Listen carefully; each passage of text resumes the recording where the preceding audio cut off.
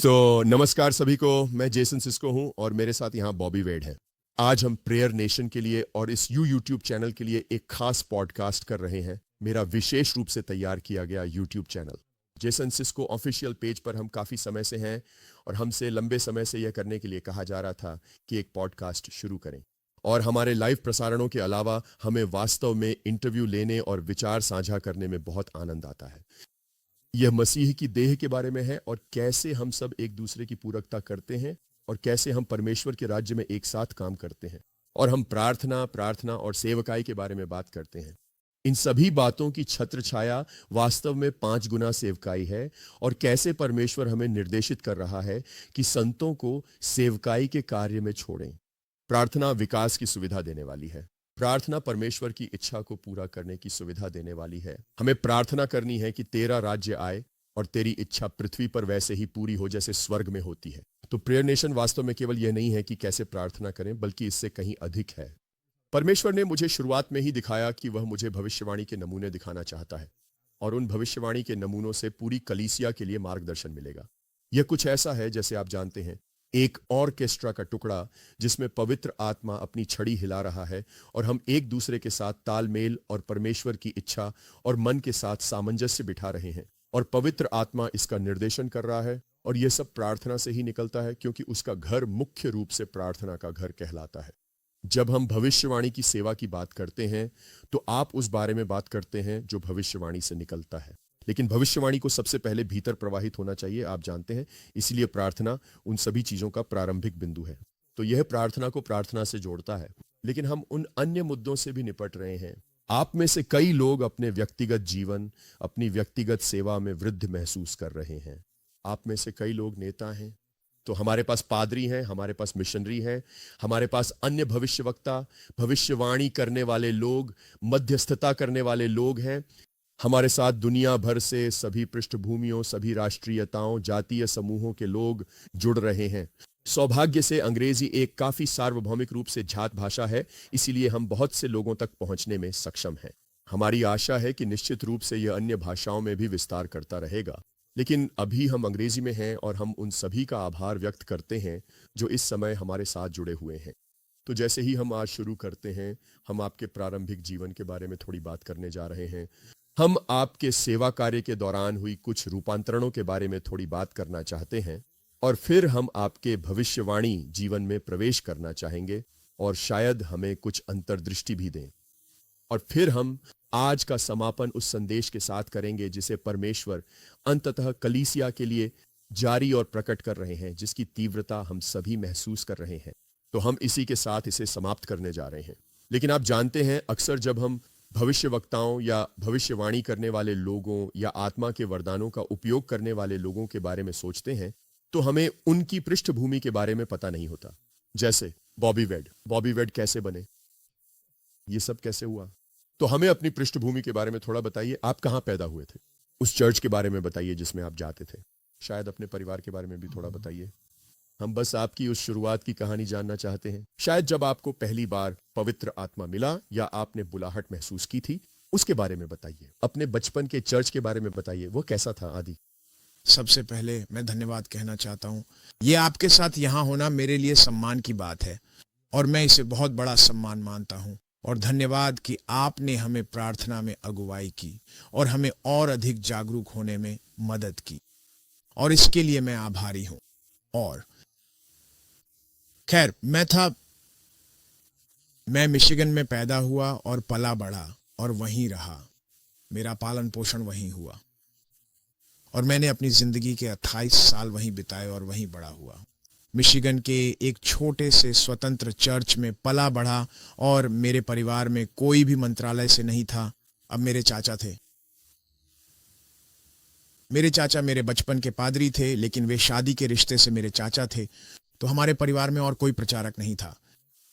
और एक चर्च में पला बढ़ा, वह एक छोटा सा चर्च था और कई बार ऐसा लगता था जैसे वह चर्च कम और हैटफील्ड्स और मैकॉयस की लड़ाई ज्यादा हो, लेकिन एल के बीच झगड़ों की वजह से। हाँ, और तो यह बिल्कुल सच है, आप जानते हैं। लेकिन मेरे पास एक माँ और पिता थे जो मंत्रालय से प्यार करते थे, जो परमेश्वर की बातों से प्रेम करते थे, और वे यह ठान चुके थे कि चाहे कुछ भी हो जाए, वे हमें परमेश्वर के घर में ही रखेंगे। और इसलिए मैं अपने माँ बाप का आभारी हूँ जिन्होंने मुझे परमेश्वर की बातों में, परमेश्वर के घर में पाला पोसा। तुम्हें पवित्र आत्मा कब मिला? मुझे पवित्र आत्मा 10 सितंबर 1947 को मिला था। वाह। और फिर कितने साल के थे? मैं 10 साल का था। अब हमें इनकी उम्र पता चल गई दोस्तों। हाँ, 40 कुछ, प्रभु की स्तुति हो। और इस तरह हम बड़े हुए, हम वहीं चर्च में बड़े हुए। और वह था, उस चर्च में आत्मा के कोई वरदान नहीं थे। था जरूर। मुझे लगता है कि मुझे अपने 21 सालों के जीवन में शायद सिर्फ 5 पुनरुत्थान सभाएं ही याद हैं, और मैं उसी चर्च में जाता था। तो आप जानते हैं, बस ऐसा ही था। यह अद्भुत है कि प्रभु ने मुझे वहां से निकालकर कहां पहुंचा दिया। मुझे कम उम्र में ही प्रचार के लिए बुला लिया गया था। मुझे 15 साल की उम्र में भविष्यवाणी का पहला अनुभव हुआ था। वाह। तो मेरे लिए यहाँ इस जगह पर बैठना, ये वाकई में एक बहुत ही अद्भुत और अविश्वसनीय बात है। ठीक है, मुझे थोड़ा बताइए। हम इस बारे में आपकी माँ से बात कर रहे थे। क्या आपकी माँ को आपके जन्म के बारे में प्रभु की ओर से कोई बहुत अनोखा संदेश नहीं मिला था? जी हाँ सर, मेरी माँ को तो यह भी नहीं पता था कि वह गर्भवती है। और एक महिला उनके पास आई, उनकी सेवा की और उन्हें बताया, आप एक बेटे की उम्मीद कर रही हैं। लो, और प्रभु कहते हैं कि वह राष्ट्रों के लिए एक भविष्यवक्ता होगा। वाह। तो मेरे जन्म से पहले ही एक भविष्यवाणी का वचन मिला था। वाह। जिसमें मेरे जीवन और सेवकाई का विवरण था। आप जानते हैं, जब भी भगवान किसी को उनके जन्म से पहले बुलाते हैं, जैसे कि किसी को कहा जाए तुम्हें एक बेटा होगा, उसका नाम जॉन रखना, तुम्हें एक बेटा होगा, उसका नाम सैमसन है। आप जानते हैं, जब आप सोचते हैं तो हमेशा उनके जीवन पर बड़ा प्रभाव पड़ने वाला होता है। तो वाह, ये सच में बहुत अद्भुत है। और भले ही वह एक ऐसी चर्च थी जो आत्मिक वरदानों का समर्थन नहीं करती थी, भले ही वह एक ऐसी चर्च थी जिसमें बहुत सारी अलौकिक बातें नहीं होती थीं, भले ही वह हैटफील्ड और मैककॉय जैसी थी, फिर भी आप जानते हैं, भगवान ने आपके ऊपर कुछ ऐसा रखा था जो आपके साथ जन्म से ही था। और यह सच में बिल्कुल अद्भुत है। लेकिन फिर भी एक सक्रियण बिंदु होना जरूरी है। कोई बाहर कह रहा है, खैर मेरे साथ तो ऐसा नहीं हुआ। आप जानते हैं, मेरी जन्म के समय कोई स्वर्गदूत की मुलाकात या कोई भविष्यवाणी नहीं हुई थी, तो शायद मैं उपयोग नहीं हो सकता। मुझे नहीं लगता कि यह सच है। मुझे लगता है कि कभी कभी भगवान ऐसा इसलिए करते हैं ताकि हमें यह पता चल सके कि हर किसी के लिए एक दिव्य योजना है, कि भगवान हमारे जीवन के लिए एक कार्य रखते हैं, और इसलिए वह कुछ लोगों को विशेष रूप से बोलने के लिए चुनते हैं। लेकिन साथ ही भविष्यवक्ता की विशिष्टता के कारण मुझे लगता है कि खास तौर पर भगवान को यह पुष्टि करने के लिए ऐसा करना पड़ता है। क्योंकि जब आप भविष्यवाणी के क्षेत्र में काम कर रहे होते हैं, जैसा कि भाई बार्न्स ने कहा, उन्होंने कहा कि भविष्यवक्ता होना एक कठिन काम है। उन्होंने कहा, क्योंकि अगर आप भगवान की इच्छा पूरी करते हैं तो लोग आपको मार डालेंगे, अगर आप भगवान की इच्छा पूरी नहीं करते तो भगवान आपको मार देंगे। हाँ, तो आप एक तरह से बीच में फंसे रहते हैं। किसी न किसी को तो हर हाल में गुस्सा आना ही है। आप जानते हैं, जब आप सच में वही कर रहे होते हैं जो भगवान आपसे करने को कह रहे हैं, तो मुझे लगता है कि आपको उस अतिरिक्त पुष्टि की परत की जरूरत होती है, खासकर जब आप भविष्यवाणी के क्षेत्र में होते हैं। लेकिन मुझे लगता है कि भगवान हमें यह भी दिखा रहे हैं कि हमारी माँ के गर्भ से ही उन्होंने हमारे जीवन के लिए एक योजना बनाई है। मुझे लगता है कि यह बिल्कुल अद्भुत है। तो जब आप 15 साल के थे, तभी पहली बार आपके अंदर यह सक्रिय हुआ था, तो एक तरह से यह खुल जाता है। हर किसी का अपना एक सक्रिय होने का बिंदु होता है जहां आप इसे चुनते हैं। मुझे लगता है कि भगवान इसे तय करते हैं, लेकिन फिर आपको भी इसे चुनना होता है। तो हमें थोड़ा सा बताइए कि जब आपने पहली बार सक्रिय होना शुरू किया था, तब क्या हुआ था? वह सक्रियता तब आई जब मैं 15 साल का था। मैं कभी किसी भविष्यवक्ता के आसपास नहीं रहा था, कभी भी ऐसे लोगों के बीच नहीं रहा था, और एक सभा में गया जहां एक भविष्यवक्ता थे। और यह पहली बार था जब मैंने किसी को वचन की जानकारी या ऐसे किसी भी वरदान में कार्य करते हुए देखा था। और जब मैं उस व्यक्ति, उस भविष्यवक्ता से मिला जिनका नाम गैरी एशक्राफ्ट था, और जब मैं उनसे मिला तो मेरी जिंदगी में कुछ सक्रिय हो गया, और वह अद्भुत था। उसके बाद मैं कभी भी पहले जैसा नहीं रहने वाला था। अब कोई फर्क नहीं पड़ता था और मैं उसी चर्च में वापस गया, उसी जगह वापस गया, वहीं रहा, उन्हीं लोगों के बीच रहा। लेकिन मेरी आत्मा इतनी भूखी थी और मुझ में कुछ सक्रिय हो गया था। अब कोई यू टर्न नहीं होने वाला था, अब ऐसा कुछ भी नहीं होने वाला था।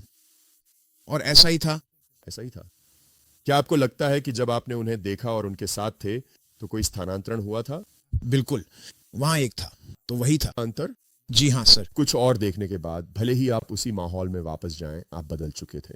जी हाँ सर।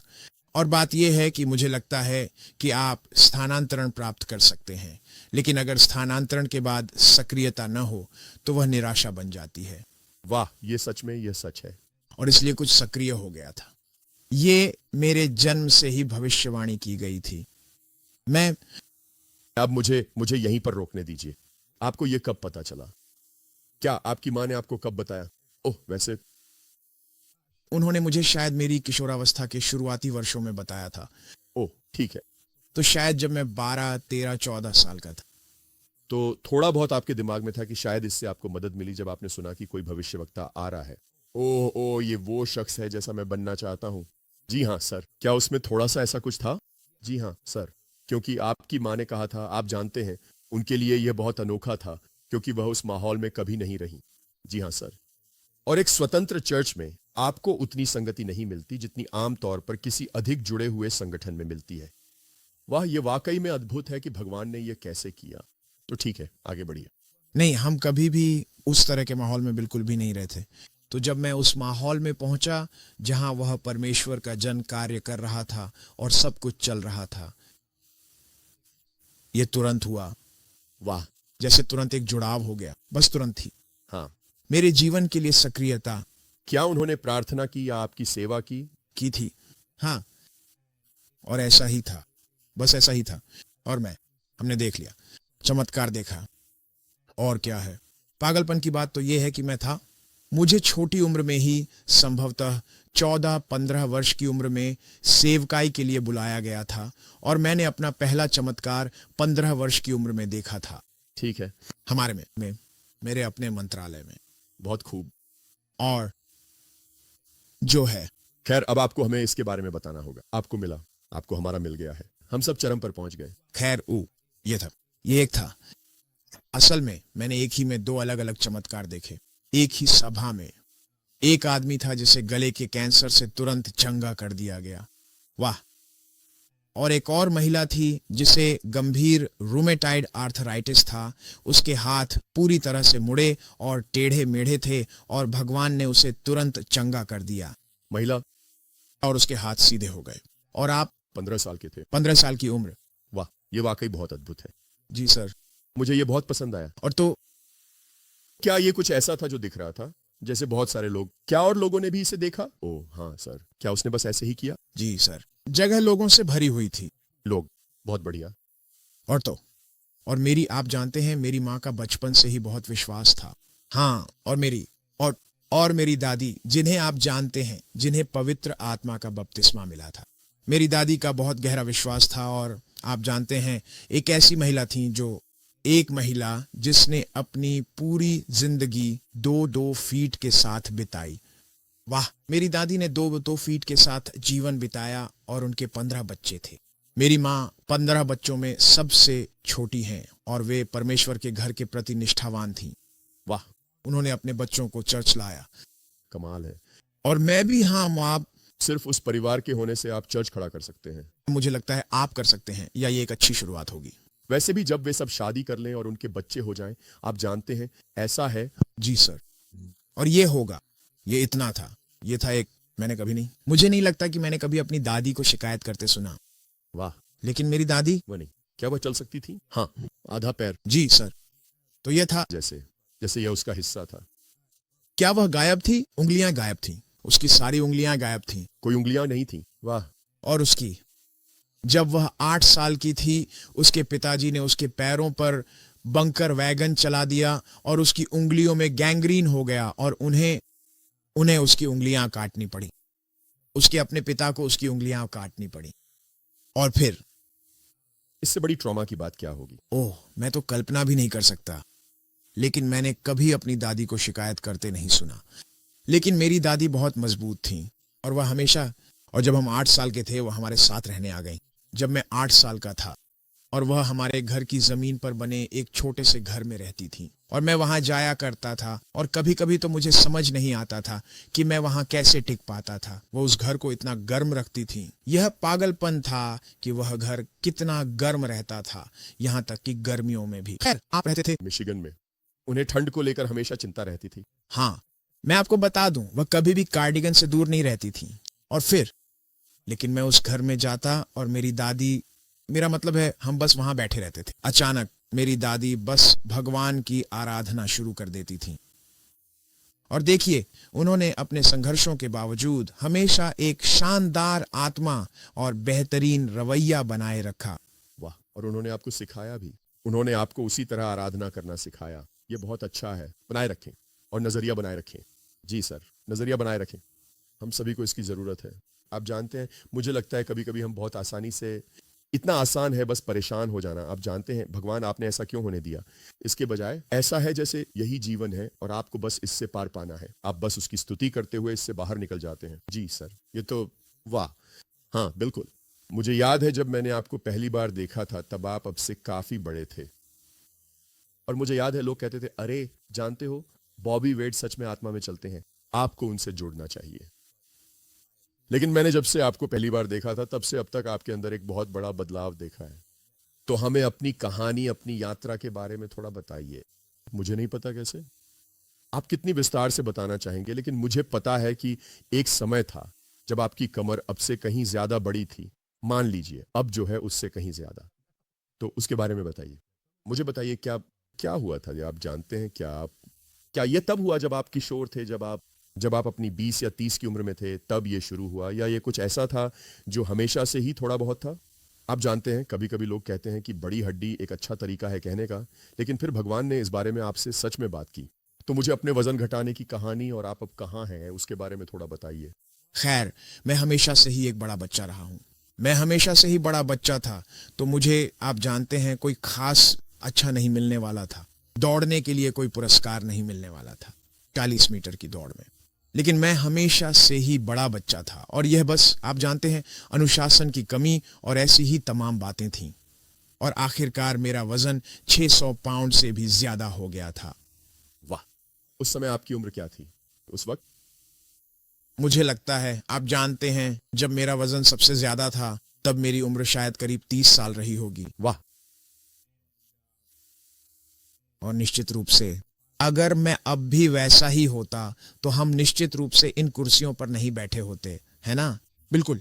लेकिन 2009 में प्रभु मेरे पास एक सपना लेकर आए और उन्होंने मुझसे कहा, बॉबी, मेरे पास तुम्हारे लिए दरवाजे खुले हैं। तुम अपना सिर तो अंदर कर सकते हो लेकिन अपना शरीर नहीं ला सकते। और मैं था, जानते हैं, जब कोई ये सुनता है तो ये थोड़ा मजाकिया लगता है, लेकिन मैंने प्रभु से कहा, नहीं प्रभु, इसका क्या मतलब है? और प्रभु ने मुझसे कहा, तुम्हारे पास दरवाजे में घुसने का ज्ञान है लेकिन अनुशासन नहीं है। वाह। और बिना अनुशासन के तुम उस दरवाजे से नहीं जा पाओगे। वाह। और जब प्रभु ने मुझसे यह कहा तो अगले ही सुबह मैं उठ गया। मैंने अपने पैर जमीन पर रखे और मैंने एक घोषणा की और मैंने कहा, मैं अपनी जिंदगी में फिर कभी 600 पाउंड का नहीं रहूंगा। वाह। और मैंने तुरंत शुरुआत कर दी। आप जानते हैं, लोग हंसते हैं जब मैं ये कहता हूं, लेकिन वे मुझसे पूछते हैं, तुमने इतना वजन कैसे कम किया? और मैंने कहा, सबसे पहली चीज जो मैंने की वह थी लिटिल डेबी से तलाक लेना, और लोग इस पर हंसते हैं। और जब आप इस बारे में सोचते हैं तो यह वाकई मजेदार है। लेकिन मैंने सोचना शुरू किया। प्रभु ने मुझे यह समझने में मदद की कि जो मैं खा रहा था वही मुझे उस खुले हुए द्वार से दूर रख रहा था। वाह। और प्रभु ने मुझे याद दिलाया, कहा, तुम्हारे पहले माता पिता ने मेरे साथ जो कुछ भी था वह उन्होंने अपने खाने की वजह से खो दिया, और मैंने भी। ओह वाह। आदम और हव्वा की बात कर रहे हैं? हाँ। वाह। और उन्होंने कहा, उनके पास सारा स्वर्ग उपलब्ध था, उनके पास सब कुछ था, उनके पास सब कुछ उपलब्ध था, रोजाना का संबंध था, उनके पास ये सारी चीजें उपलब्ध थीं, लेकिन उन्होंने अपने खाने की वजह से सब कुछ खो दिया। वाह। और जब मैंने यह देखा तो मैंने कहा, मेरी तकदीर के सामने कोई भी फ्राइड चिकन कीमती नहीं है। बिल्कुल, मेरी तकदीर के सामने कोई भी ओटमील क्रीम पाई कीमती नहीं है। सही कहा, या इनमें से कोई भी चीज। और इस तरह मैंने 3 साल में 300 पाउंड वजन कम किया।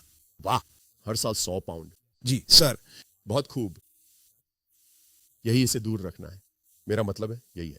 अब आगे बढ़ते रहो। कई बार लोग कुछ वजन कम कर लेते हैं और फिर ये वापस आ जाएगा, लेकिन आप तो चलते ही रहे। जी श्रीमान, बहुत खूब, बहुत अच्छा। और आपकी शादी हो गई।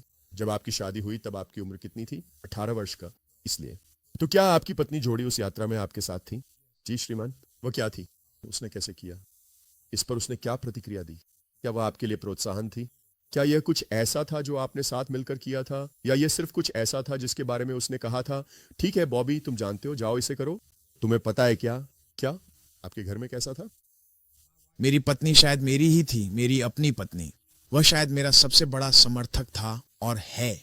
वह हर समय मेरे पीछे थी, हर हर कदम पर। और इसलिए तो अगर आप अभी किसी ऐसे व्यक्ति से बात कर रहे हैं जिससे शायद भगवान इस बारे में बात कर रहे हैं, तो आपके लिए यह समर्थन कितना महत्वपूर्ण है, शायद आप इसके बारे में कुछ कह सकते हैं। क्योंकि हम चाहते हैं कि वहां बाहर लोग, आप जानते हैं, अभी शायद आप ये सुन रहे हैं, आप सोच रहे हैं, ठीक है ये संभव है। ये सबसे पहले मैं कहना चाहता हूं कि मुझे लगता है ये बहुत अच्छा है। मैं आपको इसके लिए बधाई देता हूं। और मुझे लगता है कि आप बहुत अच्छे दिख रहे हैं। आप, जैसा कि मुझे याद है जब मैंने आपको देखा था, जब आपका वजन लगभग 600 पाउंड था, और अब आप जैसे हैं, वह वाकई में उसने मुझे बहुत प्रेरित किया है। और मैंने सोचा वाह, ये कुछ ऐसा है जो बहुत से लोग नहीं कर पाते जब वे इतनी दूर तक चले जाते हैं, आप जानते हैं, और शायद कोई नहीं कर पाता। खैर, मैं 600 पाउंड का नहीं हूं, लेकिन शायद आप कह रहे हैं कि मैं वहां से थोड़ा आगे निकल गया हूं जहां मुझे होना चाहिए, और अब मुझे खुद को वापस लाना है। मुझे लगता है कि वह सपोर्ट सिस्टम वाकई में बहुत महत्वपूर्ण है। तो जोड़ी, क्या उसने तुम्हें प्रोत्साहित किया? क्या उसने तुम्हें इस सब में हंसने में मदद की? क्या उसने मुझे बताया, आप जानते हैं कि क्या तुमने उसे बताया कि प्रभु ने तुमसे क्या कहा? क्या तुमने उसे उस सपने के बारे में बताया? हाँ, मैंने उसे बताया। मैंने उसे सब कुछ बता दिया और वह पूरी तरह से साथ थी। उसने बहुत मदद की। और मैं एक बात कहना चाहूंगा, मैंने कुल मिलाकर 500 पाउंड वजन कम किया है। वाह वाह। आप जानते हैं, और आप जानते हैं, कोई यह देख रहा होगा और कहेगा, मेरे पास 500 पाउंड वजन कम करने के लिए नहीं है, लेकिन हो सकता है आपके पास 500 पाउंड के बराबर गुस्सा हो। क्या आपको ऐसा लगता है? अब चलिए इस बारे में 1 मिनट बात करते हैं। क्या आपको लगता है कि आपका खाना खाना आपकी भावनाओं या आपके जीवन के किसी ऐसे क्षेत्र में उपचार की आवश्यकता से जुड़ा था जो गुस्से का कारण बन रहा था, या जैसा कि कुछ लोग कहते हैं डिप्रेशन में खाना खाना, या ऐसी कोई बात? या फिर ये सिर्फ लिटिल डेबी और आप थे जिनका आपस में इतना अच्छा रिश्ता था कि आप बस और चाहते थे? लिटिल डेबी ने कहा, हाँ ठीक है, आप जानते हैं, जब आप कुछ और नहीं कर सकते तो आप खा सकते हैं। और ज्यादा उपवास भी नहीं हो रहा था। हाँ मैं समझता हूं पेंटिकॉस्टल्स के बारे में, आप जानते हैं हम सब चीजों के खिलाफ हैं, बस ताजा हवा को छोड़कर। जेफ नील्ड अक्सर कहा करते थे, तुम यहां नहीं जा सकते, वहां नहीं जा सकते, लेकिन तुम निश्चित रूप से खा सकते हो। हाँ। और तो मैं नहीं, आप जानते हैं, मुझे इसका पता नहीं है। तो तो जब आप कहते हैं 500 पाउंड गुस्से के, आप कहते हैं कि वहां ये कुछ तो है। वैसे ये एक और मुद्दा है, चीजों को अपने साथ लेकर चलना। ये 500 पाउंड की गहरी नाराजगी है, 500 पाउंड का तीव्र गुस्सा है, 500 पाउंड की गहरी शर्म है, 500 पाउंड, और जो कुछ भी आप इसे नाम देना चाहते हैं, वह सब कुछ इसमें शामिल है। कुछ ऐसा जिसे तुम्हारे पास जानकारी है हाँ, आगे बढ़ने के लिए, लेकिन तुम्हारे पास बाकी चीजें नहीं है। तुम आगे नहीं बढ़ सकते क्योंकि तुम ये सब चीजें अपने साथ लेकर चल रहे हो। तुम जानते हो, ये तुम्हें रोक रहा है, तुम्हें। अधिकांश लोग समस्या को ठीक ठीक पहचान सकते हैं, उनके पास जानकारी है, लेकिन इसमें कुछ ऐसा है कि जब ज्ञान और अनुशासन एक साथ आते हैं तो वह अजेय हो जाता है। हाँ, टीएफ टेनी कहा करते थे प्राथमिकताएं और अनुशासन, ये उनके 2 शब्द थे। अपनी प्राथमिकताएं तय करो और फिर खुद को उन्हें करने के लिए अनुशासित करो। और मैं इसे कभी नहीं भूला। यह उनके कई संक्षिप्त और प्रभावशाली कथनों में से एक था जो वे कहते थे, लेकिन यह सच में एक जीवन का सूत्र है। एक जीवन सूत्र। जानते हो कि तुम क्या चाहते हो। जैसा कि आपने कहा, मैं बचना चाहता हूं, उससे भी ज्यादा जितना मैं ये ओटमील क्रीम पफ्स या जो भी आप खा रहे थे उन्हें चाहता हूं। तो यह परिवर्तन आपके 30वें दशक में हुआ था जब यह सब हुआ। और आपको इस स्थिति में जैसे आप अब हैं, अमेरिका में रहते हुए कितना समय हो गया है? आपने इसे कितने समय तक बनाए रखा? मैंने उन 300 पाउंड को 5 साल तक कम रखा और फिर लगभग 2.5 साल के दौरान मैंने थोड़ा वजन बढ़ा लिया। मैंने, आप जानते हैं, काफी वजन बढ़ा लिया, 75 पाउंड। और कोविड के बीच में इन सब चीजों के दौरान मैंने अपनी पत्नी से कह दिया मैं अब और आगे नहीं जाऊंगा। और मैं सच में ऐसा ही चाहता था। और मैंने 200 पाउंड वजन कम किया है। वाह 2020 से। वाह वाह। तो आप जानते हैं ये वास्तव में सब कुछ है। वो एक पल होना चाहिए, वो दृढ़ निश्चय, और यही मैं आप में सुन पा रहा हूं। आपने जमीन पर कदम रखा और कहा आज मेरा आखिरी दिन है ऐसा रहने का। और मुझे लगता है कि हर किसी को ऐसा करना चाहिए। लेकिन मुझे लगता है कि इसमें एक और बात भी थी, क्योंकि ये प्रभु के वचन के कारण था। हाँ सर, वो वचन जो भगवान आपसे कह रहे हैं, उसने इसे एक नजरिए में रख दिया। और मुझे लगता है कि यह बहुत गहरा है जो प्रभु ने आपसे कहा। क्या आपके कोई बच्चे हैं? एक बेटी है। एक बेटी मैडिसन, वह 19 साल की है। और मेरा एक बेटा था जिसकी मृत्यु हो गई थी 16 अगस्त 1968 को। मेरा बेटा मेरी बाहों में मर गया। वाह। और वह बिल्कुल भी नहीं था। वो कितने साल का था? वह नवजात था। मैंने उसे 40 मिनट तक सांस लेने के लिए संघर्ष करते देखा और वह मेरी बाहों में मर गया। वाह। और तो और मैं एल्डर, मुझे सच में लगता है कि ये जो चीजें आप झेलते हैं वही आपके अभिषेक की बुनावट का हिस्सा बनती हैं। हाँ। ये नहीं है, ये वो अभिषेक नहीं है जो। क्या आपको कोई अंदाजा था कि वह कोई समस्या थी? हमें पता था कि कोई समस्या है, लेकिन हमें ये नहीं पता था। आप जानते हैं, उन्होंने अनुमान लगाए, उन्होंने बहुत कुछ कहा, लेकिन हमने चमत्कार के लिए विश्वास किया और भगवान ने हमें वह नहीं दिया। मैंने उसे 40 मिनट तक सांस लेने के लिए संघर्ष करते देखा और वह मेरी बाहों में मर गया। वाह। और ये सबसे असहाय अनुभवों में से एक था, क्योंकि आप अपने बच्चे की मदद करना चाहते हैं और आप कुछ भी नहीं कर सकते। तो इसने आपके और भगवान के रिश्ते को कैसे आकार दिया, या आपने उस दुख से कैसे निपटा? और आप जानते हैं, हमारे पास विश्वास और भरोसे का वह अनोखा संतुलन होता है। चमत्कार की उम्मीद करना और फिर भगवान पर एक अलग परिणाम के लिए भरोसा करना। तो आपने उन हालातों से कैसे पार पाया? आप जानते हैं, वह इकलौता तरीका जो मैंने पहले बताया था कि मेरी दादी एक प्रेजर थी। वाह। और मुझे पता था कि मैं इससे बाहर आऊंगा और अपनी समझदारी बनाए रखूंगा अगर मैं अपनी डिफॉल्ट सेटिंग पर चला जाऊं। और वह था प्रेजर होना। वाह जी। और वही एक चीज थी जिसने मुझे, मेरी पत्नी को समझदार बनाए रखा और हमें अपना मानसिक संतुलन खोने से बचाया। खैर, मेरे परिवार के कुछ सदस्य अंतिम संस्कार में बहुत ही ज्यादा पागल हो रहे थे, लगातार शोर मचा रहे थे। और जब यह सब कुछ अप्रत्याशित रूप से हो रहा था, मेरी पत्नी चुपचाप खड़ी रही, बिल्कुल शांत और स्थिर। मेरी पत्नी की मेरे बेटे के साथ इमरजेंसी सिजेरियन डिलीवरी हुई थी और उनके शरीर में हर तरह के स्टेपल्स और बहुत सारी चीजें थीं। लेकिन हमने उस श्मशान गृह में अपने हाथ उठाए और परमेश्वर की आराधना करने लगे। और हम सब उस शांति के बारे में बात करते हैं जो समझ से परे है। लेकिन जब हमने अपने हाथ उठाए, मैं आपको बता रहा हूं, मैं किसी और के लिए जवाब नहीं दे सकता, लेकिन मैं उस शांति को जानता हूं जो समझ से परे है, क्योंकि वही शांति उस कमरे में, उस श्मशान गृह में आई और हमारे मन को चंगा किया। उसने हमारे मन को चंगा किया। आत्मा आई। और क्या यह मुश्किल था? हाँ। क्या हमने शोक मनाया? हाँ। लेकिन हम ऐसे रोलर कोस्टर पर नहीं जी रहे थे जैसे भगवान ने हमें निराश कर दिया हो। भगवान ने हमारे मन को चंगा कर दिया था। आपको कितना लगता है कि इस तरह की गहरी और व्यक्तिगत हानि सहने से आपको लोगों से और अधिक गहराई से जुड़ने, शायद उनके प्रति सच्ची और हार्दिक सहानुभूति रखने, या शायद और भी अधिक समर्पण और निष्ठा के साथ सेवा करने में मदद मिली है? चूंकि आपने वह दर्द झेला है, आपको कितना लगता है कि उसने आपको प्रभावित किया, शायद उस करुणा और सहानुभूति के क्षेत्र में आपको थोड़ा और खींचा? खैर, पुराने नियम में भविष्यवक्ता ने कहा था कि मैं वहीं बैठा जहां वे बैठे थे, और आप सच में नहीं कर सकते। आप सच में नहीं कर सकते।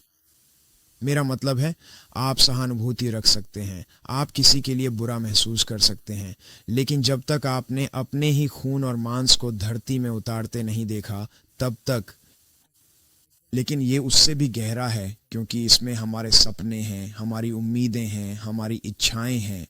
हाँ, और आज हम इस पॉडकास्ट पर सिर्फ उन लोगों से बात नहीं कर रहे हैं जिन्होंने शायद अपने बच्चे खोए हों या नहीं भी खोए हों, लेकिन वे जानते हैं कि किसी सपने का मर जाना कैसा लगता है। बिल्कुल, वे जानते हैं कि जिस चीज़ के लिए उन्होंने कड़ी मेहनत की है, उसका बस यूं ही ज़मीन पर गिर जाना कैसा लगता है। तो इसने मुझे इस तरह से आकार दिया है कि मैं वास्तव में ऐसा कर सकता हूँ। मैं उनसे ये कह सकता हूँ, अगर भगवान ने मुझे सच्ची और गहरी शांति प्रदान की है, तो यह मेरे जीवन का एक महत्वपूर्ण हिस्सा बन गया है। वाह, and he brought me out। एक अलग तरह का चमत्कार। हाँ, तो मैं आपसे ये पूछना चाहता हूँ, इस नुकसान के बाद क्या आपने, जब आप वापस सेवकाई में गए, तो क्या आप उस समय यात्रा कर रहे थे? जी श्रीमान। तो आप अपने अगले पुनरुद्धार के लिए वापस जाएं। वह किस तरह का दिखता है? क्या आपने विश्वास का प्रचार किया? क्या आपने चमत्कार होते देखा? मैंने बिल्कुल ऐसा किया। और मैं पहला वचन जो मैंने दिया, पहला वचन जो मैंने सुनाया, वह यिर्मयाह 18 से था, जहां प्रभु परमेश्वर ने अपने भविष्यद्वक्ता से स्पष्ट रूप से कहा, कुम्हार के घर जा, और वहां मैं तुझे अपने महत्वपूर्ण वचन सुनाऊंगा और तुम्हें अपनी इच्छा प्रकट करूंगा। और एक शब्द जो मेरे दिमाग में अटका रहा, वह था कि प्रभु ने मेरे साथ व्यवहार किया। मैं अपनी माँ के घर में था। ये शब्द मेरे कानों में पड़े, तुम्हारे जीवन में ऐसा कुछ भी नहीं आया है जो पहले मेरे हाथों से होकर न गुजरा हो। और जब आप चाक पर होते हैं, तो कुम्हार ही घूमने को नियंत्रित करता है। ये दुश्मन नहीं है। वह नियंत्रित करता है कि चाक कितनी तेज घूमेगा। कुम्हार यह नियंत्रित करता है कि बर्तन में क्या डाला जाए। वह नियंत्रित करता है। वह नमी की मात्रा को नियंत्रित करता है। वह दबाव को नियंत्रित करता है। वाह, यह कुछ भी नहीं। तो वो आपको बता रहा है, मैं आपको इस्तेमाल करने को तैयार हूं। हाँ, इसलिए मैंने आपको अभी चाक पर रखा है। हाँ, और आपको बस मुझ पर भरोसा करना होगा। हाँ, आपको टूटने पर भी भरोसा करना होगा। बिल्कुल। मैंने कभी किसी को नहीं देखा जिसे परमेश्वर ने बहुत अधिक इस्तेमाल किया हो और उसने टूटने का समय न देखा हो। हर किसी से जिससे भी मैंने बात की है, उसने दर्द, हानि और पीड़ा का समय जरूर देखा है। और आप जानते हैं, जब आप शास्त्रों को देखते हैं, तो यीशु ने भी कहा था कि तुम भविष्यवक्ताओं को कष्ट सहने का उदाहरण मानो। हम हमेशा भविष्यवाणी करना चाहते हैं, और मैं चाहता हूं कि परमेश्वर मुझसे बात करे, लेकिन इसकी कितनी बड़ी कीमत है जो हमें चुकानी पड़ती है। हमें इसकी कीमत चुकानी पड़ती है। लेकिन जब वह टूटन आती है, तो हम उससे कितने करीब हो जाते हैं। जब हमारे जीवन में हानि होती है और हमें बस ये कहना पड़ता है, मैं सब कुछ नहीं समझता, लेकिन मैं आप पर भरोसा करता हूँ। जी सर, मैं आपसे परमेश्वर की आवाज़ सुनने के बारे में थोड़ा पूछना चाहता हूँ। आपने कहा, आप जानते हैं, आपने ये सुना। आपकी ज़िंदगी में ये कब हुआ? क्या ये 15 साल की उम्र में था? क्या जब आप अधिक सक्रिय महसूस करने लगे, तब आपने परमेश्वर की आवाज़ को बेहतर सुनना शुरू किया? या ये कुछ ऐसा था जो समय के साथ, जैसे जैसे आप बड़े हुए, थोड़ा थोड़ा विकसित होता गया? ये कुछ ऐसा है कि आप जानते हैं, जब मैं किसी ऐसे व्यक्ति से बात करता हूं जो भविष्यवाणी करता है, जो भविष्यवाणी के क्षेत्र में काम करता है, वे परमेश्वर की आवाज़ सुनने में वाकई बहुत अच्छे होते हैं। तो हमें ये समझाने में मदद करें कि आपने परमेश्वर की आवाज़ सुनना कैसे सीखा, और जब परमेश्वर ने आपसे पहली बार बात की थी, यह आपके जीवन में कैसे विकसित हुआ?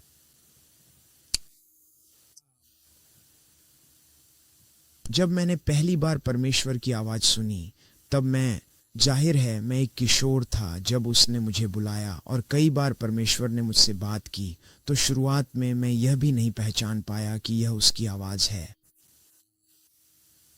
तो मैं कहूँगा कि ये ऐसा था, आप जानते हैं, परमेश्वर कुछ कहते थे और फिर अचानक ऐसा होता था जैसे बूम, वह बात सच हो जाती थी, आप जानते हैं। और मैंने ज़्यादा कुछ नहीं कहा, लेकिन सच में आप जानते हैं, अपने किशोरावस्था के वर्षों में ऐसा नहीं था कि मैंने सच में परमेश्वर की आवाज़ बहुत ज़्यादा नहीं सुनी थी। ऐसा नहीं था कि मैं उसकी आवाज़ हर दिन सुनता था।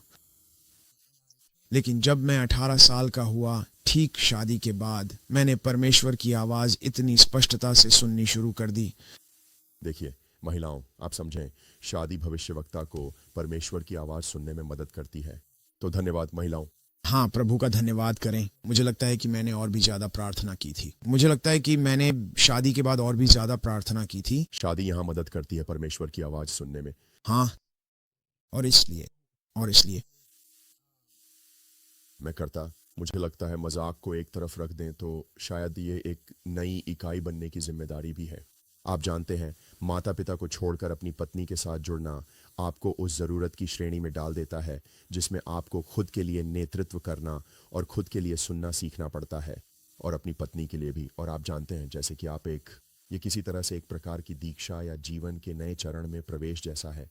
स्पष्ट है, अविवाहित पुरुष भी परमेश्वर की आवाज़ सुन सकते हैं, लेकिन ऐसा लगता है कि मैं यही महसूस कर रहा हूँ कि शायद विवाह के उस वचन में कदम रखने से वह जिम्मेदारी सामने आई कि शायद और अधिक निरंतरता से रहना पड़े। क्या यह कहना उचित होगा? मुझे ऐसा ही लगता है। और सिर्फ इतना ही नहीं, एल्डर, जिस माहौल में मैं पला बड़ा, वहाँ परमेश्वर की आवाज़ सुनने की आदत नहीं डाली गई थी। और इसलिए मुझे पता नहीं था, मुझे किसी ने नहीं सिखाया कि परमेश्वर की आवाज़ कैसे सुनी जाती है। मैंने किया। मैं प्रार्थना करता था, लेकिन मुझे गहराई से प्रार्थना करना नहीं सिखाया गया था। मुझे पता नहीं था। आध्यात्मिक युद्ध, उसके बारे में मुझे वास्तव में कोई समझ नहीं थी।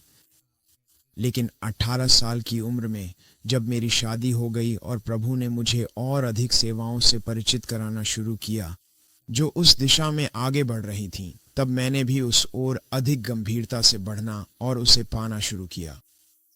और इसलिए मैंने पूर्णकालिक यात्रा करना शुरू किया जब मेरे बेटे की मृत्यु के ठीक बाद था। और वे बातें जो तो जब आप ये बता रहे हैं, उस समय आपकी शादी और जीवन का कौन सा चरण था? क्या ये आपकी 20 की उम्र थी या 30 की उम्र? जी हाँ। या 21 साल की उम्र थी।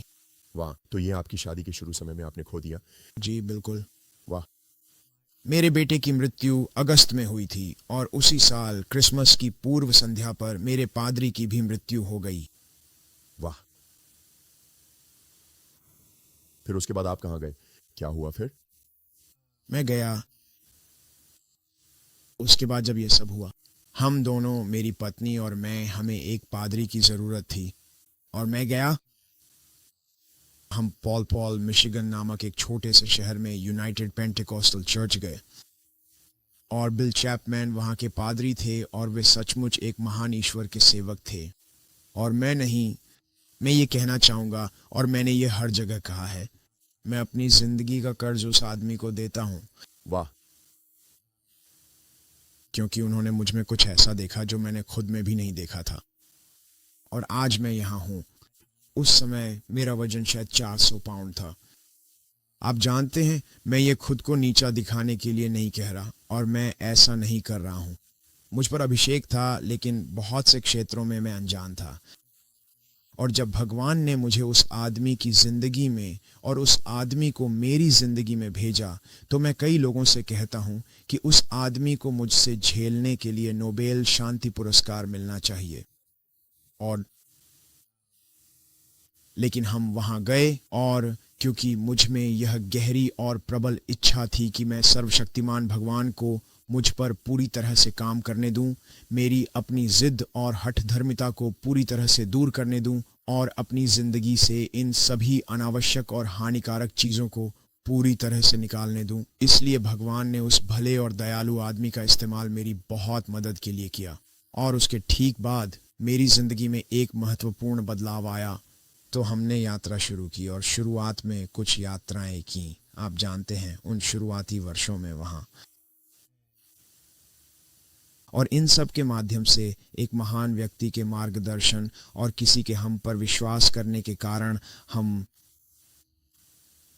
भगवान की आवाज़ की स्पष्टता और भी अधिक स्पष्ट होती गई, क्योंकि मैं निर्देश प्राप्त करने में सक्षम था। और मैं न केवल भगवान की आवाज़ सुनने में सक्षम था, बल्कि एक भगवान के आदमी की आवाज़ भी सुनने में सक्षम था। वाह। अगर किसी ने यह कहा कि शमूएल और एली के साथ जब भगवान ने शमूएल से बात की तो वह एली के पास भागा, क्योंकि भगवान की आवाज़ और एली की आवाज़ बहुत मिलती जुलती थी। जी सर। मुझे लगा कि यह एक बहुत ही अनूठी समझ है और मुझे लगता है कि यह सच है।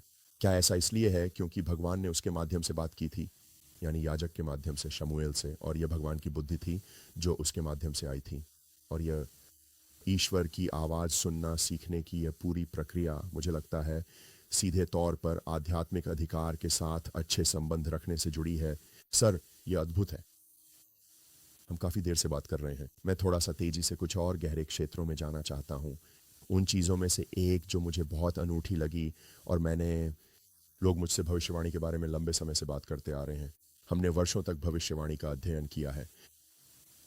जब मैं अपने शुरुआती, आप जानते हैं, सेवा काल में था, तो हम में से बहुत से लोग थे जो ब्रदर बार्न्स या ब्रदर टेनी या ब्रदर, आप जानते हैं, ब्रदर किलगोर से सीख रहे थे।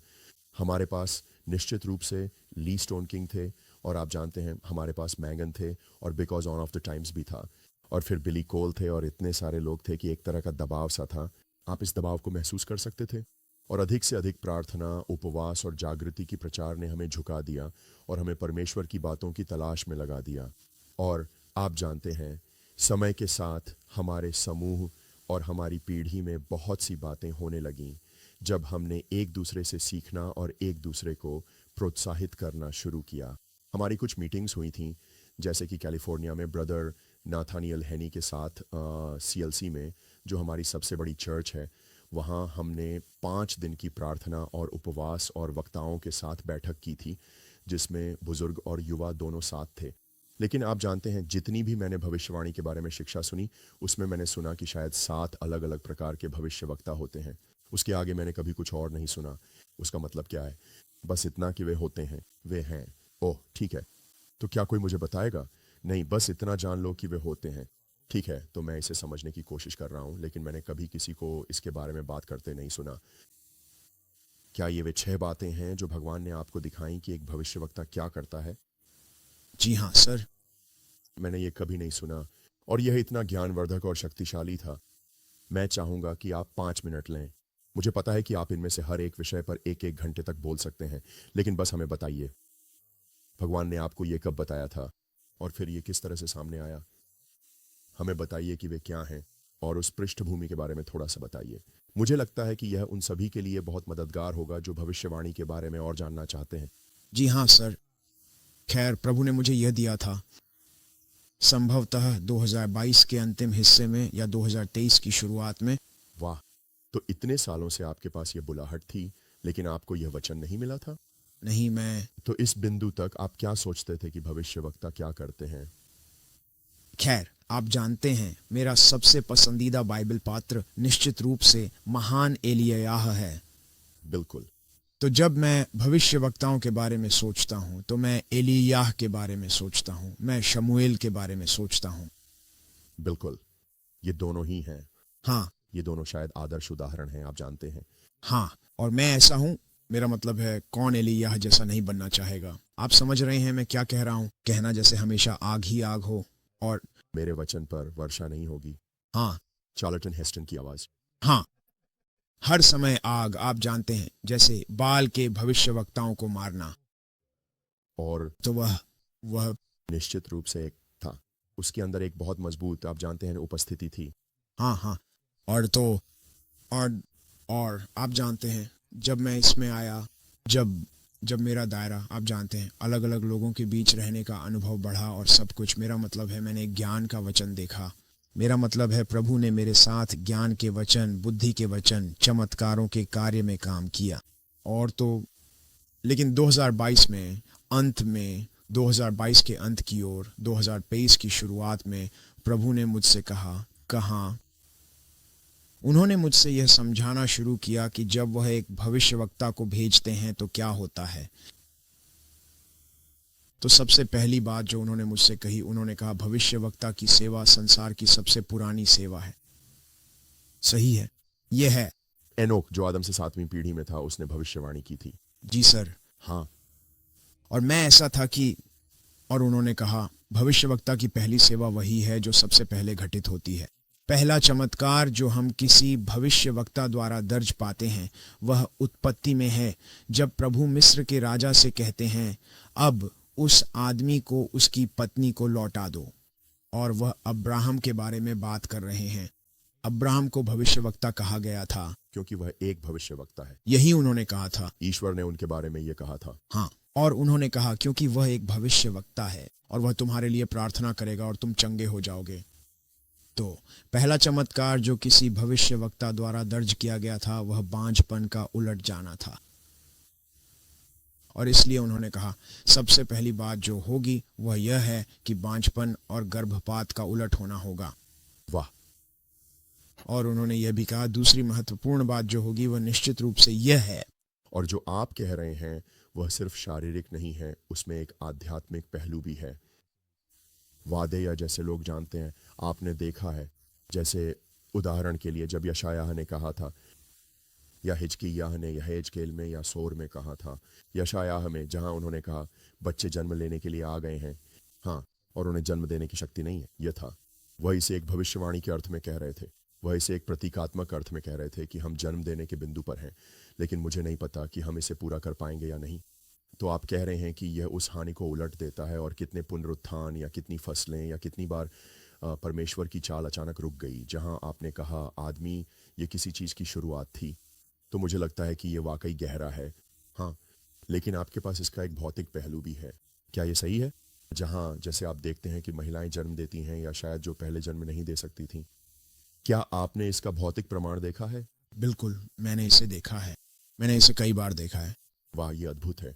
ठीक है, आगे बढ़िए। रोक दिया आपने, ये बिल्कुल सही है, ये शानदार है। लेकिन वे तो वो पहली बात थी बांझपन और गर्भपात का उलट जाना। दूसरी बात बंधन से छुटकारा मिलेगा। प्रभु ने निर्गमन 7 में कहा, और हारून तेरा भाई तेरा भविष्यद्वक्ता होगा, और वह फिरौन के पास जाएगा और कहेगा मेरे लोगों को जाने दो। क्योंकि कुछ बंधन ऐसे होते हैं जिन्हें केवल एक भविष्यवक्ता के वचन से ही तोड़ा जा सकता है। वाह। और फिर तीसरी सबसे महत्वपूर्ण बात थी, प्रभु ने मुझसे कहा तीसरी बात यह थी कि तुम शिविर के बाहर किसी के लिए मध्यस्थता करोगे। मूसा एक भविष्यवक्ता था, यही उसने मरियम के साथ किया था। मरियम शिविर के बाहर थी और उसने शिविर के बाहर किसी के लिए मध्यस्थता की। तो शिविर के बाहर, क्या इसका मतलब है कि परमेश्वर इस कहानी के माध्यम से इसका उपयोग कर रहे हैं? लेकिन क्या इसका यह अर्थ है कि भविष्यवक्ता उन लोगों के लिए मध्यस्थता कर सकता है जिन्होंने पाप किया है? हाँ, या उन लोगों के लिए जो अस्वीकृत हैं, या उन लोगों के लिए जिनका परमेश्वर द्वारा न्याय किया जा रहा है? क्या यही संकेत है वहां? जी हाँ सर, और वे लोग भी जो परमेश्वर से दूर हो गए हैं। और क्योंकि कोड केवल आपको शिविर के बाहर ही नहीं करता, यह आपको परमेश्वर की महिमा के बाहर भी कर देता है। वाह। किसी को तुम्हारे लिए मध्यस्थता करनी पड़ी ताकि तुम्हारे पास जानो अगर वह वापस आने वाला था तो। पश्चाताप के बावजूद, उसके पश्चाताप के बावजूद भी वह पर्याप्त नहीं था। परमेश्वर ने मुझे एक भविष्यवक्ता चाहिए, हाँ, उन्हें पुनर्स्थापित करने के लिए। वाह, यह अद्भुत है। हाँ, और इसलिए तो चौथा महत्वपूर्ण कदम यह था कि आप सभी लोगों में थकावट के वास्तविक और गहरे स्रोत का सटीक निदान करेंगे। यह एक बहुत ही महत्वपूर्ण प्रक्रिया है। वाह। और इसके साथ जो शास्त्र था वह न्यायियों 6 में था, जब बाइबल में कहा गया कि हर साल मिद्यानियों आते थे और इज़राइल की फसल चुरा लेते थे। ये 7 साल तक हुआ और बाइबल में कहा गया अब इज़राइल के बच्चे बहुत ही दरिद्र हो गए थे। दरिद्र का अर्थ है थका हुआ। वाह। अब इज़राइल के बच्चे मिद्यानियों के कारण बहुत थक गए थे और बाइबल कहती है और उन्होंने प्रभु को पुकारा और प्रभु ने उनके पास एक भविष्यवक्ता भेजा जिसने उनके लिए यह कारण बताया कि वे जिस स्थिति में थे उसमें क्यों थे। वाह, बहुत गहरा, बिल्कुल गहरा। मुझे उम्मीद है कि आप सभी इन्हें लिख रहे हैं। और तो वह था नंबर 4। 5वां था यूं, प्रभु ने कहा तुम भविष्यवक्ता लोगों के बीच छिपे हुए अगाग को प्रकट करता है। तो इसमें पहले शमूएल में जब शमूएल जाता है और शाऊल कहता है मैंने वही किया जो प्रभु ने कहा था, है ना? और वह उधर देखता है और कहता है अच्छा फिर मैं क्यों देख रहा हूं। वह ऐसे व्यवहार कर रहा है जैसे वह छुपा हुआ है, लेकिन मैं उसे देख सकता हूँ। और सिर्फ इतना ही नहीं, बल्कि मैं सुन भी सकता हूँ। मैं अजीब भेड़ों की मिमियाहट सुन रहा हूँ, और यह हमेशा मुझे आकर्षित करता रहा है। अंतर क्या था? वे भेड़ें इज़राइल की भेड़ों से अलग कैसे सुनाई देती थीं? भविष्यवक्ता के कानों ने उसे पकड़ लिया, उठा लिया। और इसलिए पांचवां बिंदु यह था कि प्रभु भविष्यवक्ता और भविष्यवाणी के साथ मिलकर छुपे हुए अगाग को प्रकट करेंगे। तो अगाग का क्या अर्थ है? जैसे कि आधुनिक 21वीं सदी की कलीसिया में यह धारणा कि हमने परमेश्वर की इच्छा पूरी की, जबकि असल में नहीं की थी। और हम, आप जानते हैं, अपनी हठधर्मिता को छुपाना, अपनी बगावत को छुपाना, या क्या यह किसी आत्मा को छुपाना है? अब अगाग एक अमालेकी था, सही है।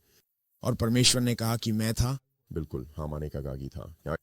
हाँ, आप जानते हैं, तो हम देखते हैं कि बाद में आपको उस आदमी को मारना था, या फिर मोर्दकै जो शाऊल का वंशज था, उसे बाद में दुष्ट हामान जो यहूदियों का दुश्मन था, मारने वाला था। अब आप इस पर पूरी बाइबल अध्ययन कर सकते हैं, लेकिन प्रभु ने निर्गमन 17 में कहा, मैं अमालेक से पीढ़ी दर पीढ़ी युद्ध करता रहूंगा। ठीक है। तो सवाल यह है कि परमेश्वर अमालेक से युद्ध क्यों करेंगे? उन्होंने यह बात पलिश्तियों के बारे में नहीं कही थी। उन्होंने यह बात मोआबियों के बारे में नहीं कही थी। सही है, मिद्यानियों के बारे में। सही है, तो फिर अमालेक क्यों? खैर, मैंने थोड़ा शोध किया और पता लगाया कि इसका कारण नाम में ही छुपा है, अमालेक के नाम में। अमालेक नाम की इब्रानी में वही संख्यात्मक मूल्य है जो संदेह शब्द का है। इसलिए अगाग और अमालेकी, जो प्राचीन काल से ही परमेश्वर के लोगों के विरोधी रहे हैं, वे अविश्वास और परमेश्वर के प्रति विद्रोह का प्रतिनिधित्व करते थे। और परमेश्वर ने कहा, मैं अविश्वास से पीढ़ी दर पीढ़ी युद्ध करता रहूंगा। वाह वाह, अद्भुत। तो इसलिए तो हमारे पास बांझ गर्भों का खुलना है। हमारे पास है बंधन से मुक्ति, बंधन से मुक्ति। शिविर के बाहर किसी के लिए मध्यस्थता, लोगों में थकावट के स्रोत का पता लगाना। अब नंबर 5 है अगाग का प्रकट होना। एक अगाग को पकड़ो। ठीक है, और फिर नंबर क्या है?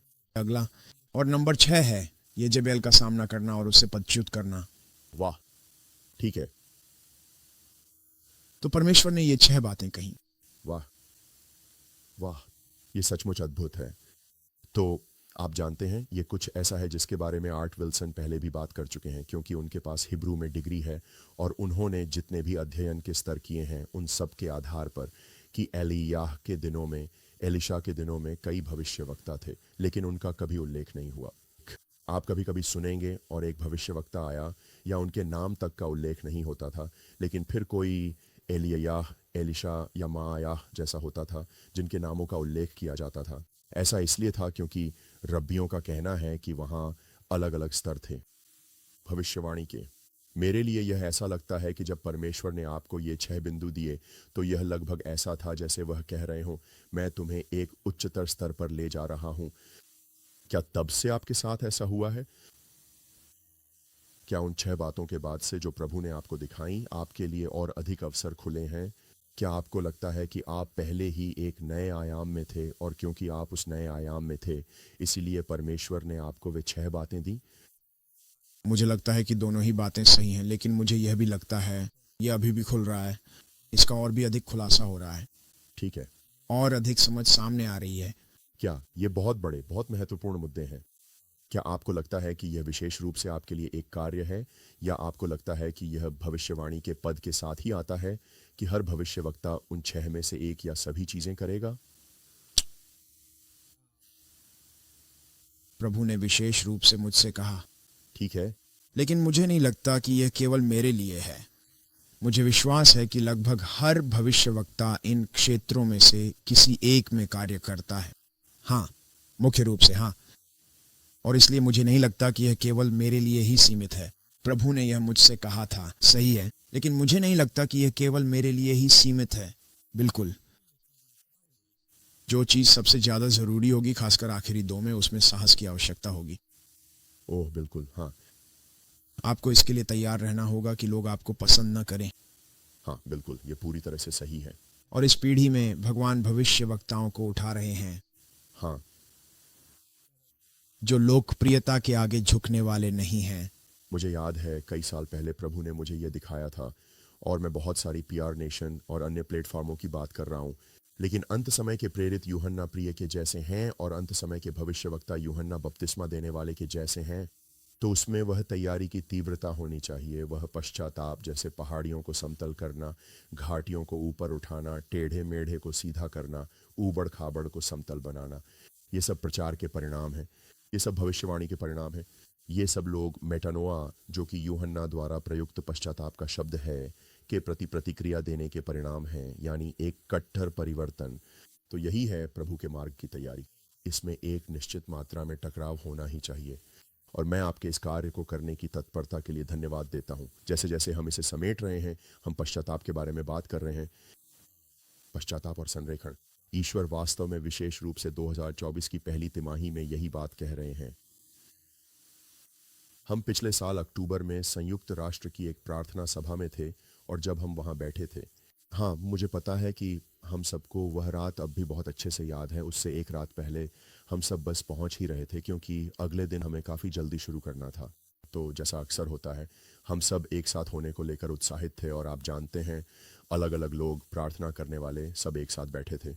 हम बस होटल की लॉबी में थे, और जैसे ही हम बात कर रहे थे, परमेश्वर की आत्मा लगातार और अधिक जागृत होती जा रही थी, और अचानक मुझे ऐसा लगा जैसे परमेश्वर ने मुझे 2020 में कलीसिया के बारे में एक वचन दिया था, और मुझे लगा कि मुझे अभी यह बताना चाहिए, और इसने सचमुच हमारी पूरी सभा की दिशा ही बदल दी। हम वहाँ और भी कई काम करने गए थे, और वो सब हमने किए भी, लेकिन इसने सच में उस पल में कुछ खास जोड़ दिया, जिसे अब अमल में लाया जा रहा है। और मुझे लगता है कि यह बहुत महत्वपूर्ण है, क्योंकि हम अब 5 गुनी सेवकाई की बहाली की पूर्ति की ओर बढ़ रहे हैं। तो हम इसके बारे में बात कर सकते हैं और चर्चा कर सकते हैं। अब हम सब इससे परिचित हैं, अब हम सब भविष्यवक्ता शब्द से सहज हैं, या अब हम 5 गुणी सेवकाई के बारे में बात करने में सहज हैं। अब हम प्रेरित शब्द का इस्तेमाल करने में भी सहज हैं, और आप जानते हैं, हम धीरे धीरे इसकी आदत डाल रहे हैं। अब ये उतना अजीब नहीं लगता। कुछ जगहों पर अभी भी थोड़ी हिचकिचाहट है, जैसे पहले भविष्यवक्ता शब्द के साथ थी, लेकिन सच तो यह है कि परमेश्वर इसे पुनर्स्थापित कर रहे हैं, ताकि हमारे पास वह कार्य हो सके। और मेरे लिए यह एक क्लासिक उदाहरण है, जहां ठीक है, हमें प्रभु के वचन का पालन करना चाहिए। तो हमें थोड़ा बताइए कि प्रभु ने क्या कहा आखिर ये 2020 में। और आप जानते हैं, मैं ऐसा करना चाहता हूं, मैं चाहता हूं कि हम करें, क्योंकि मुझे लगता है कि इस पर वास्तव में एक बहुत महत्वपूर्ण समय सीमा है। आप जानते हैं कि हमें अभी इस पर कार्रवाई करनी चाहिए, तो इसके बारे में थोड़ा बात करें। जी सर, मैं इसे कभी नहीं भूलूंगा। मैं अपने घर के ऑफिस में था, बिल्कुल सब लोग लॉकडाउन में थे, वहां था, और मैं अपने ऑफिस में था और प्रार्थना कर रहा था। और मुझे नहीं पता कि क्या मैं वास्तव में किसी शब्द की तलाश कर रहा था। मैं बस, प्रभु ने मुझे कुछ सपने दिए थे, प्रभु ने मुझे दिया था, मुझसे शुरू में ही बात की थी, लेकिन मैं अपने ऑफिस में बैठा था, प्रार्थना कर रहा था और परमेश्वर से बात कर रहा था। और प्रभु ने मुझसे कहा, उन्होंने कहा, क्या तुम जानना चाहोगे कि क्या चीज चर्च की दिशा और उसका पक्ष बदल देगी? वाह। और उन्होंने कहा, मैंने कहा हाँ बिल्कुल। और उन्होंने कहा, जब तक मेरी कलीसिया की आवाज मेरे न्यायालयों में मौन है, पृथ्वी पर मसीह विरोधी की आवाज और अधिक गूंजती है। वाह। और मैंने कहा, प्रभु क्या चीज दिशा बदल देगी? और जैसे हम इस पॉडकास्ट में इसके बारे में बात कर रहे हैं, हम इसे भीतर हिलता हुआ महसूस कर रहे हैं। परमेश्वर का आत्मा इस विषय में हलचल कर रहा है। और मैंने कहा, प्रभु, उन्होंने कहा, इसका खाका योएल 2:15 से 17 में मिलता है। और उन्होंने कहा, मैं अपना आत्मा समस्त मानव जाति पर उंडेलने जा रहा हूं। लेकिन पहले उन्होंने कहा, एक और बात होनी चाहिए। और फिर वचन में लिखा है कि मैंने अपनी बाइबल खोली और भविष्यवक्ता योएल ने कहा कि सिय्योन में नरसिंगा बजाओ, उपवास के लिए पवित्र करो, एक गंभीर सभा का ऐलान करो। और फिर वह हर आयु वर्ग के बारे में कहता है, उन सबको इकट्ठा करो, उन्हें एक साथ ले आओ। और फिर वह 17वें पद में कहता है, प्रभु के याजकों, उसके सेवकों को बरामदे और वेदी के बीच रोना चाहिए। उसी समय प्रभु ने मुझसे कहा, उन्होंने कहा, यदि मेरे लोग, यदि मेरे सेवक, यदि सेवकाई खुद को इकट्ठा करें और पश्चाताप में स्वयं को दीन करें, तो यह उनके परिवारों, उनके शहरों, उनके जिलों, उनके राज्यों और उनके राष्ट्र में हालात बदल देगा। वाह। और फिर प्रभु ने कहा, मैं अपने लोगों के बीच आधी सदी की औसतता से निपट रहा हूं। और उन्होंने कहा, यदि मेरे लोग पश्चाताप करेंगे तो मैं उन पर ऐसे चिन्ह, चमत्कार और फसल बरसाऊंगा जैसी उन्होंने कभी नहीं देखी। उन्होंने कहा, लेकिन यदि वे ऐसा नहीं करते तो मैं वह फसल किसी और को दे दूंगा। वाह। और जब प्रभु मुझसे यह कह रहे थे तो मैंने उसे लिख लिया। मैंने वह वचन लिखा और 3 साल तक उस वचन को अपने पास ही रखा। वाह। और मुझे उसे जारी करने का मन नहीं हुआ, उसे जारी करने का एहसास नहीं हुआ, जब तक कि 16 अक्टूबर 2023 को उस यून होटल में बैठा नहीं था। वाह। मुझे इस औसतता वाले वचन के बारे में और थोड़ा बताइए। औसतता का सामना करना, क्या प्रभु ने आपसे चर्च में औसतता का सामना करने के बारे में कुछ महत्वपूर्ण कहा था? जिस औसतता का हम सामना कर रहे हैं वह यह है, जैसे कि राज्य के प्रति यह ढीला ढाला रवैया।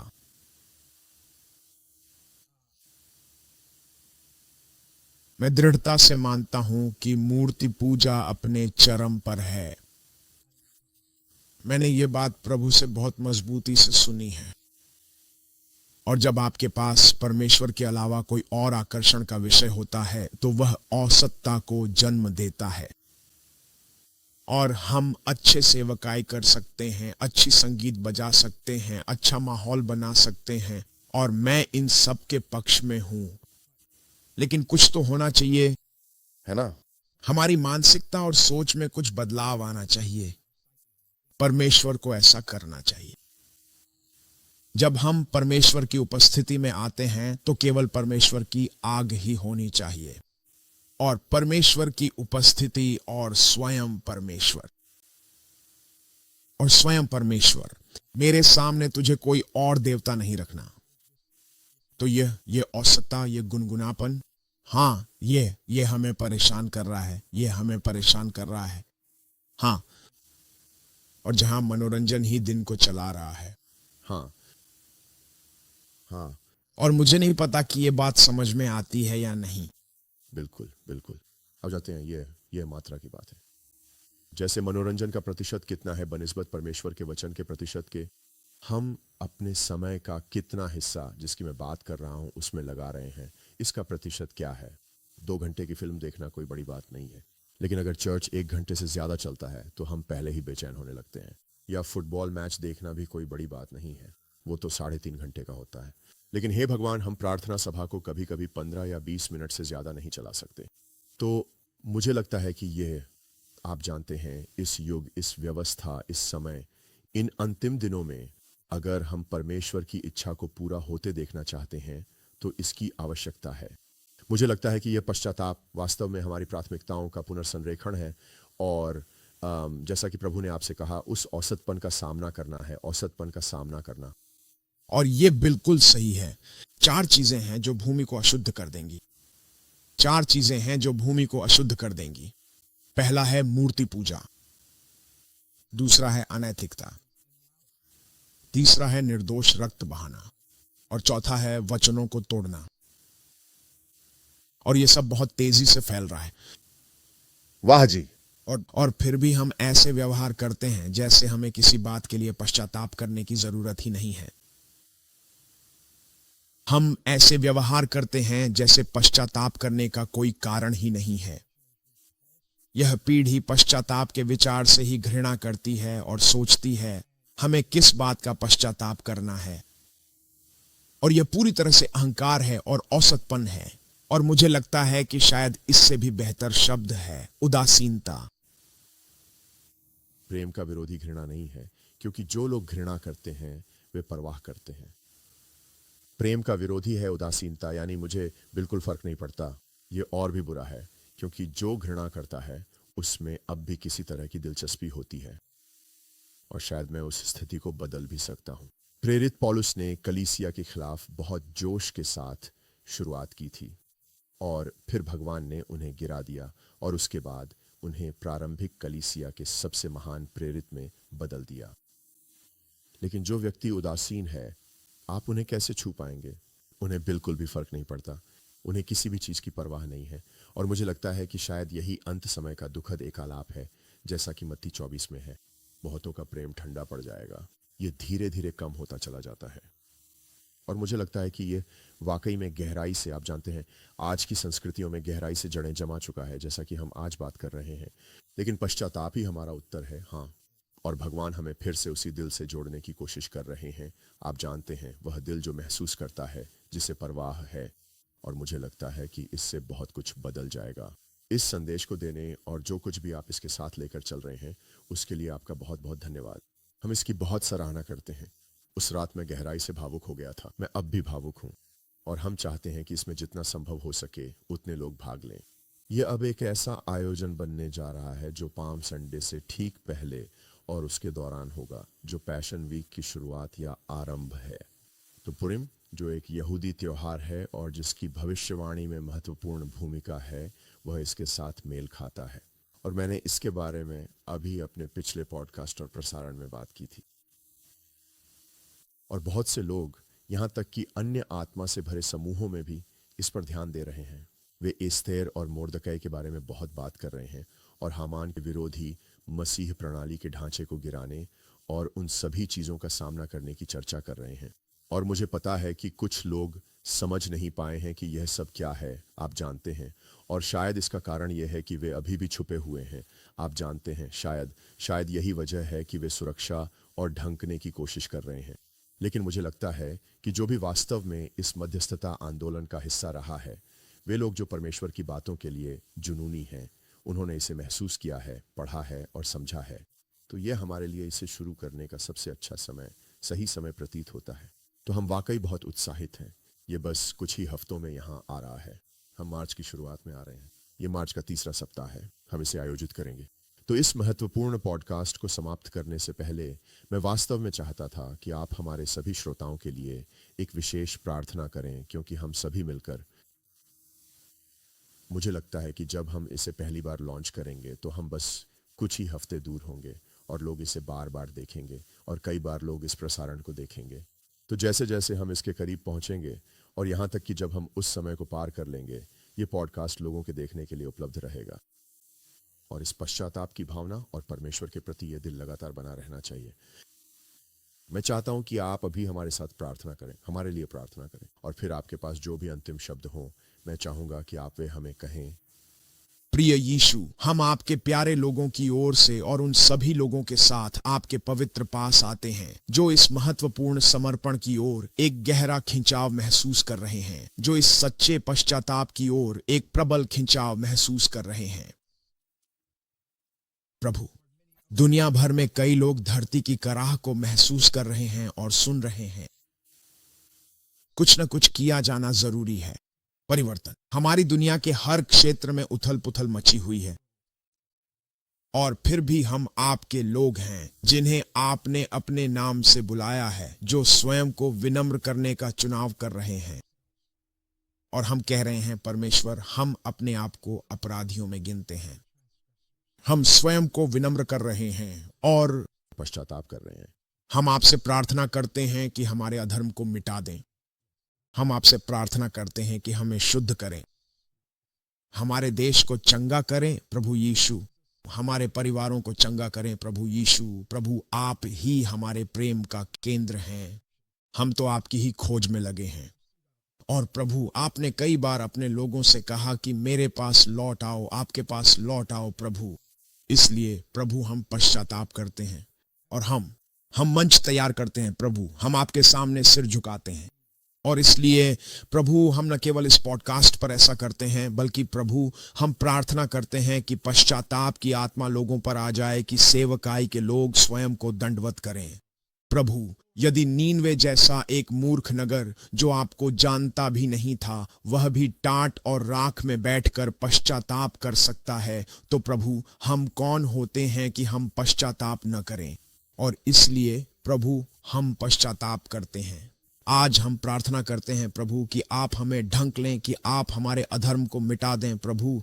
हाँ प्रभु यीशु, कि आप हमें आंखें दें जिससे हम देख सकें, ताकि हम देख सकें कि हमारी आंखें और दृष्टि प्रभु यीशु आपके अनुसार हों, कि हम आपसे आग में तपा हुआ सोना खरीदें, कि प्रभु कि हम वस्त्र प्राप्त करें ताकि हमारी नग्नता प्रकट न हो, कि हम ऐसा करें, हम इतने घमंडी न हो कि कहें कि हम धनवान हैं, हमारे पास सब कुछ है और हमें किसी चीज की जरूरत नहीं, जबकि हमें आपकी कितनी आवश्यकता है। आज हम पश्चाताप करते हैं प्रभु, हम आपको पुकारते हैं यीशु। हम अपने इतिहास के सबसे महत्वपूर्ण समय में हैं, हम अपने इतिहास के सबसे निर्णायक समय में हैं, और हम जानते हैं कि आप अपनी आत्मा को समस्त मानवता पर उंडेलने वाले हैं। हम जानते हैं कि आप ऐसा करेंगे क्योंकि आपके वचन ने इसका वादा किया है। हाँ यीशु, लेकिन प्रभु सबसे पहले हम स्वयं को आपके सामने समर्पित करेंगे। हम हर बुरी राह को त्याग देंगे। हाँ, हम हर मूर्ति को हटा देंगे। हाँ प्रभु, हम अपने आप से हे प्रभु निर्दोष रक्त बहाने को दूर करेंगे। हम अपने आप से वचनों को तोड़ना दूर करेंगे। हम अपने आप से हर अनैतिकता को दूर करेंगे। हाँ यीशु, आज हम आपके सामने प्रतिज्ञा करते हैं, हम स्वयं को विनम्र करते हैं, हम पश्चाताप करते हैं, हम लौटते हैं, और हम जानते हैं कि आप प्रकट होंगे क्योंकि आपने कहा था कि आप करेंगे।